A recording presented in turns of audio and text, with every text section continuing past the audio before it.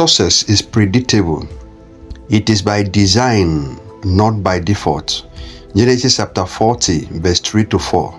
Reuben, thou art my firstborn, my might, and the beginning of my strength, the excellency of dignity, and the excellency of power.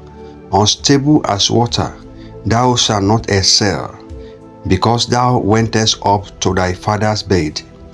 Then defied thou it. He went up to my couch. You can predict success by what you do with what you have. Reuben was the first son of Jacob. As the firstborn, he had all he needed to succeed. His father Jacob described him as my first son, my might, and the first fruit of my strength, preeminent in pride and preeminent in power. Genesis chapter 49, verse 3. Looking at these qualities, Reuben had all he needed to be a successful person, but he ruins his chances. This shows that whatever you make or what is available to you will determine your success, or otherwise, success does not come by default. Reuben, being the firstborn of Jacob, Israel, ought to inherit the blessing Jacob got from his father Isaac, but he disqualified himself.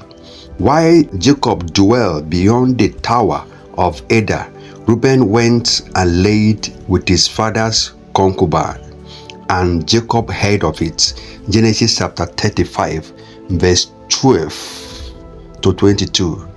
Do not be deceived. God is not mocked. Whatever a man sows, that he will also reap. Galatians chapter 6, verse 7. Success is not only a product of what is done in a full glaze of public. It is more of an outcome of what is done in the secret than in the open.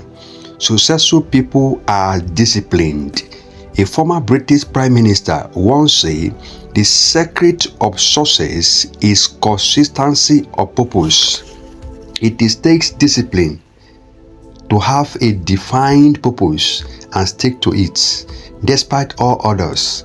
This must be consistency in thoughts, words, and deeds. As you think and pray about success, you must also take practical steps to actualize your plan. It is erroneous to assume that only good character or prayer is all it takes to be successful. A prayerful but lazy person will feel like someone who does not pray. A person of good character with a defeatist mentality cannot achieve much. It takes vision, disciplines, focus, and persistence, perseverance, and relationship that are in harmony with that vision to succeed. A student, for instance, needs to first settle what he or she wants to make out of the academic pursuit. Failure to do that is tantamount to settling for whatever comes eventually. After casting a vision of the outcome, it's required to discipline and persistence to read, even when doing so is not appealing. Anyone who does not have the same vision with the student is a fool, to be avoided or resisted. This is applicable to any other endeavor in which success is desired. Consider people who know to be a successful people. Success did not drop on their lap.